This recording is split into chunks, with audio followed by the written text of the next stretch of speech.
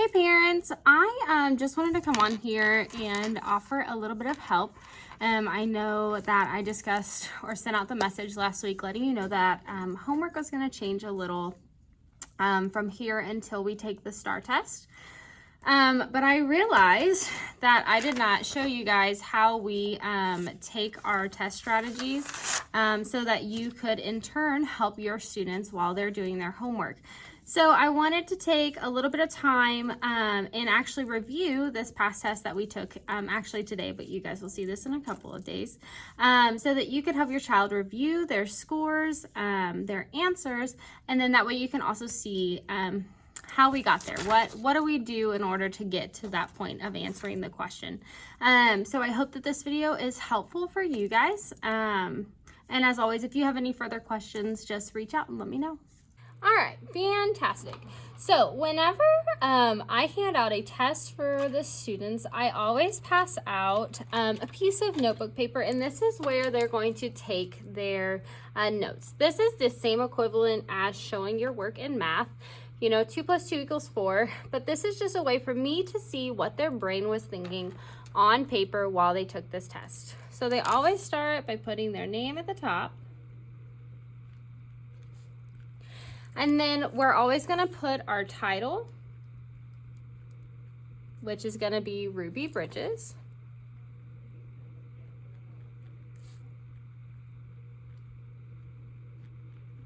As well as we're going to put our genre. So this can be fiction or nonfiction, and they can circle depending on, but for my more advanced students, I do want them to tell me if it's fiction, what kind of fiction? Is it a poetry? You know, is it a sci-fi? Is it a fairy tale? And if it's nonfiction, I want to know, is this an informational story? Is this a biography, an autobiography?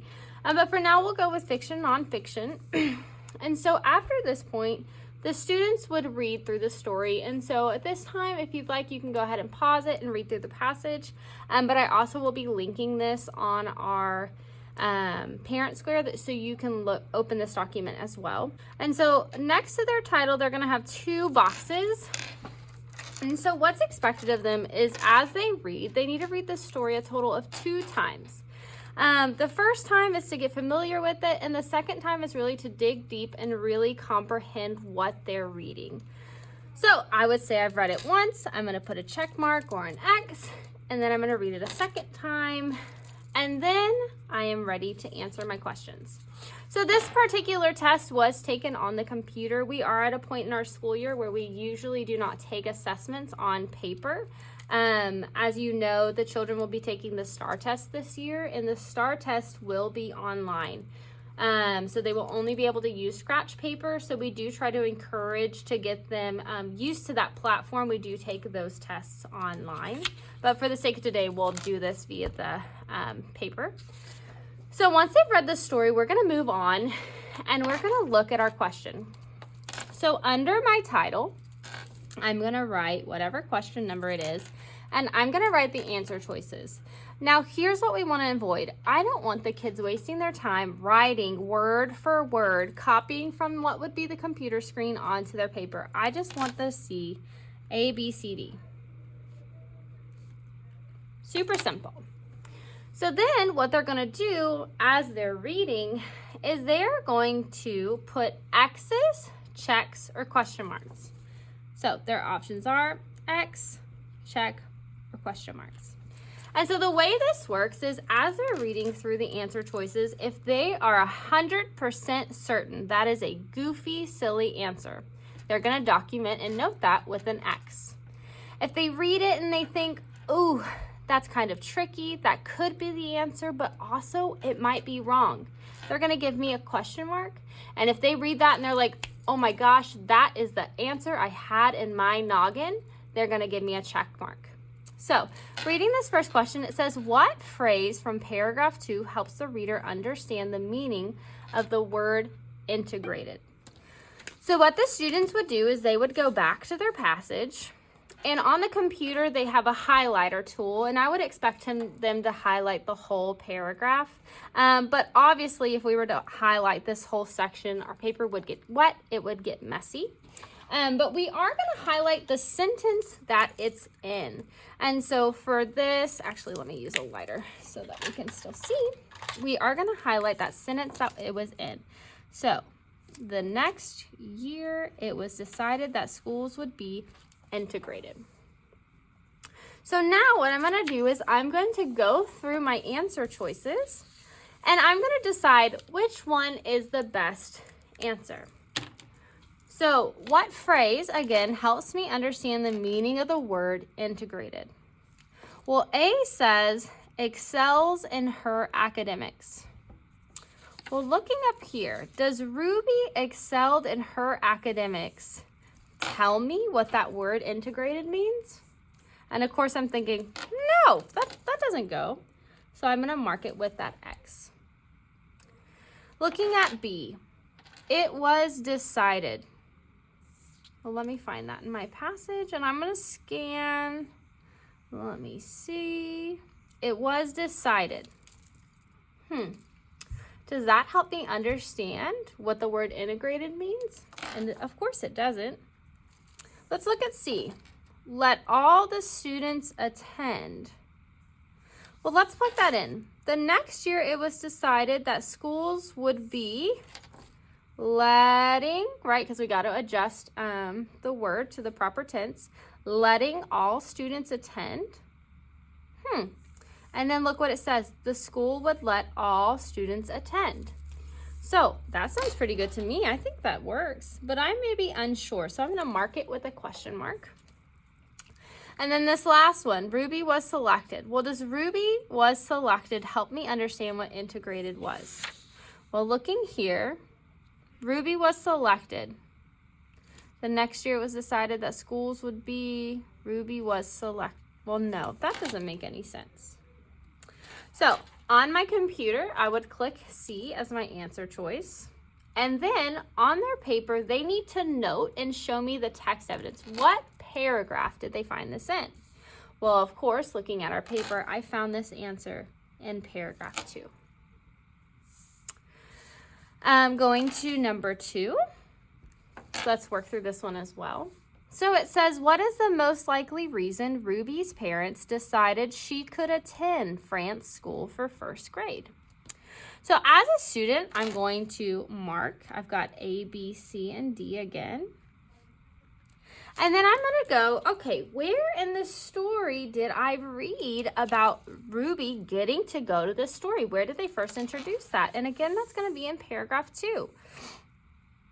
So I'm going to read through it, and you can pause and do that now. And it tells me for answer choice A, okay, they wanted their daughter to get the best education possible. So again, I'm looking for that most likely reason. Okay, so I'm going to look here, and it says down here, her parents were not sure that she would be safe doing this because many people were upset the schools were being integrated. Okay, that's important to note. All right, let's look down here. Ultimately, her parents agreed to send her for her first grade year. After Ruby enrolled, many parents of white students. Okay, well, that's not quite proving for me. Let me look. Where am I going to find that at?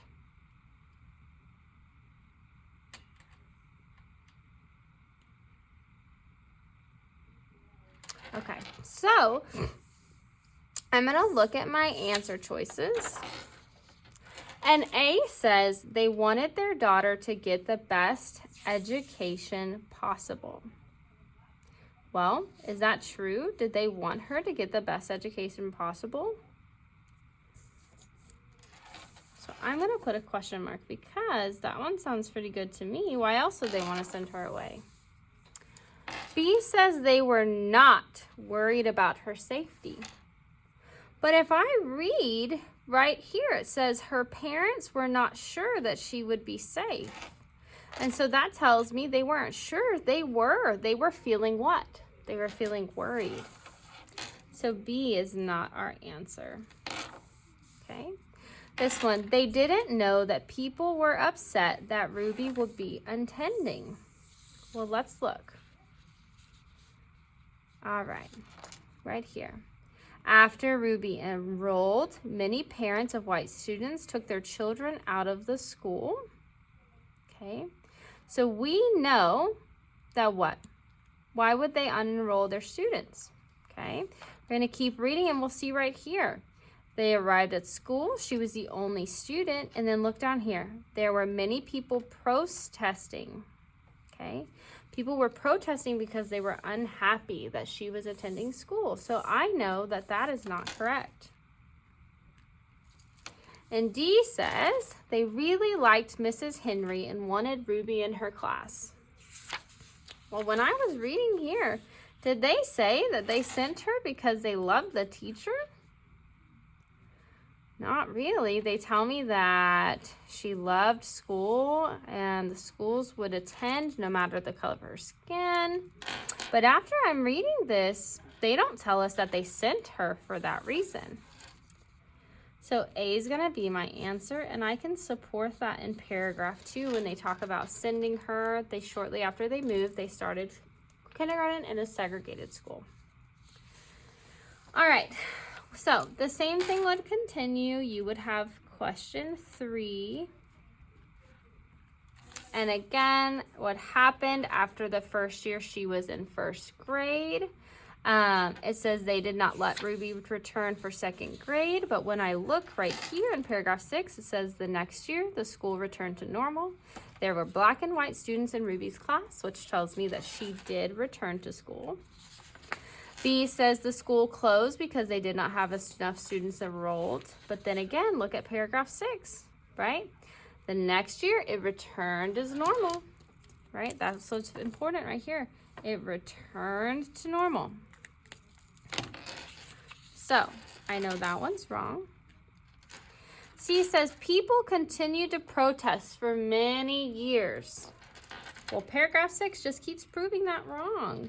And then D, Ruby attended the school along with both black and white students. But if I go look, what do they say?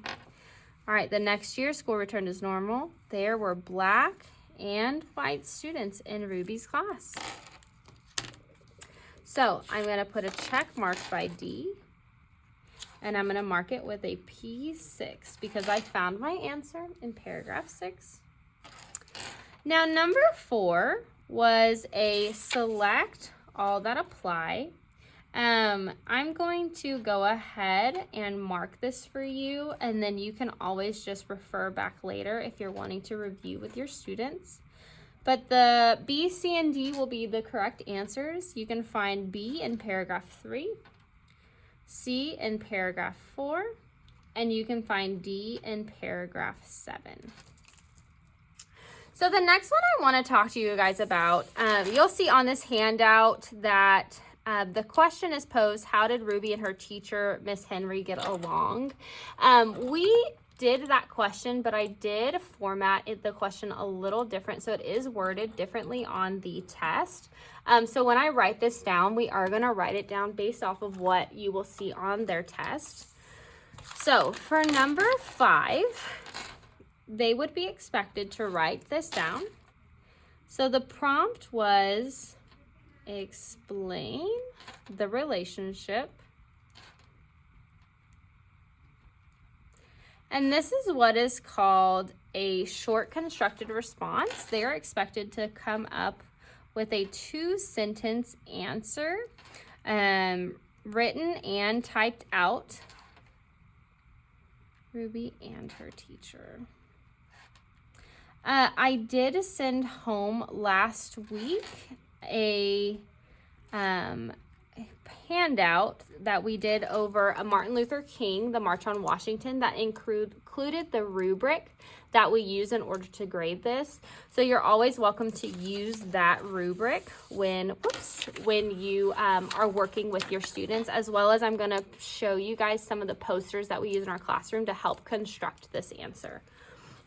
So after the students have transferred the question from the computer to their paper, they're going to mark off what we call their question word. And the kids helped me come up with this poster in our room. But our question words were what words indicate to us that a question's being asked. So we talked about, who, what, when, where, how, why, explain. And so looking at my question here, I can see that my question word is going to be explain.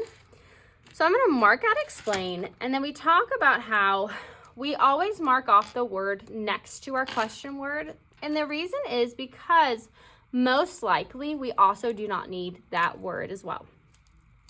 So when we got an answer, our first step in our strategy is to restate.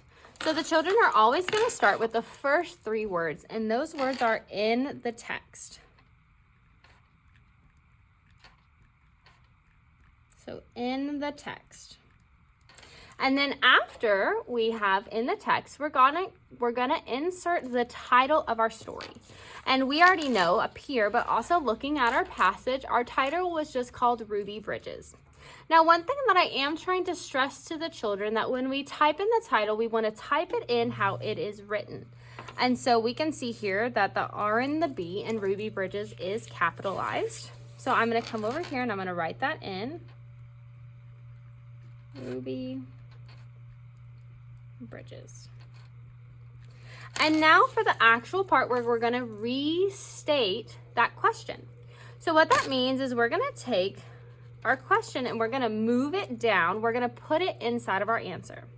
So in the text, Ruby Bridges, but what I say, Ruby Bridges, relationship between Ruby and her teacher. Well, that doesn't sound right. So let's try adding that word back in that we marked out. The relationship between Ruby and her teacher.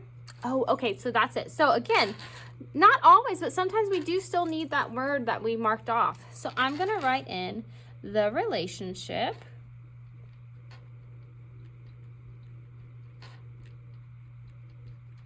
between Ruby and her teacher. And again, there is that comma. We want to make sure that we're transferring all of that down, right? We want to have proper punctuation. So her teacher, Mrs. Henry. And now I have restated. And the next part of our strategy for race is going to be to answer the question. Well, I know that Ruby, after reading my story, Ruby attended school every day and remained the only student in class.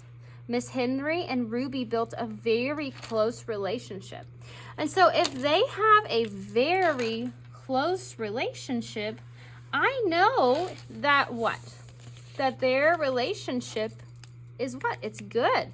The relationship between Ruby and her teacher, Miss Henry, was very good. And at this point, this is where the kids are going to put their answer in their own words. They're not copying anything from the passage because this is them giving us the answer, right? What do they think? So their relationship was very good. That's an answer you're going to get from the kids. You might get that they were best friends. You might get that they liked each other. All of these are good as long as it tracks with what the story said, right? What are they explaining that Miss Henry and Ruby had a very good relationship? So after we have restated and we've answered, I'm going to double check. I've got my capital, I've got my period, and now I'm ready to move on to the citing. I need to show where I got this answer from in the passage. So if the children are doing this correctly, they're already going back the way that we did in highlighting where they came up with that answer to write down anyways. And so I know that I found my answer in paragraph 5. So this is going to be, again, the same format the kids will follow. So I'm going to write in paragraph 5,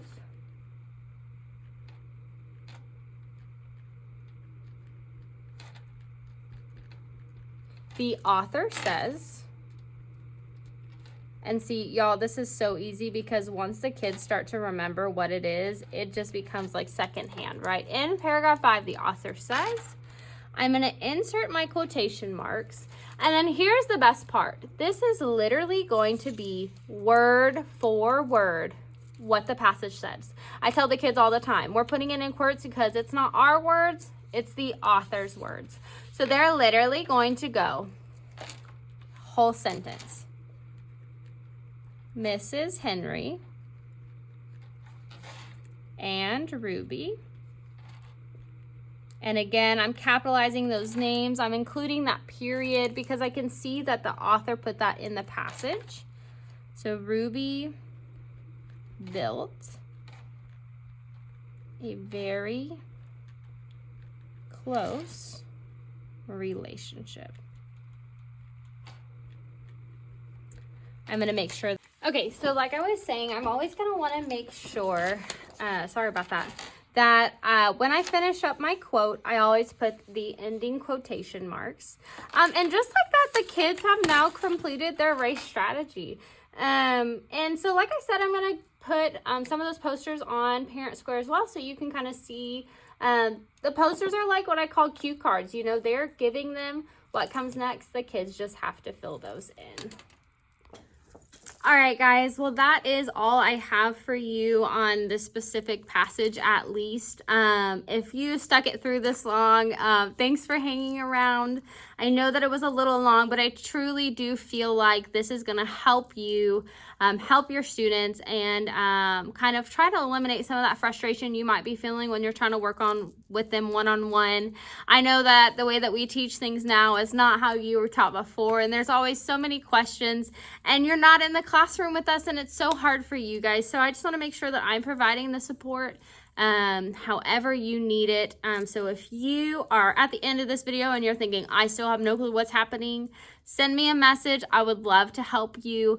But from the bottom of my heart, I want to tell you that I am so grateful that you are taking the time to pour into your child, to meet with them one-on-one, and to really foster their education and try to push them forward. I really think you guys, your kiddos are going to do great. The STAR test is going to be fine. They're going to do awesome. I'm really proud of them, and I'm really proud of how far they've come this school year. And so we're just going to keep pushing. We're going to keep pushing. We're going to keep building up all these little skills to help them excel. So like I said, if you have any questions, please feel free to message me, to email me. I will always respond. So thanks, guys.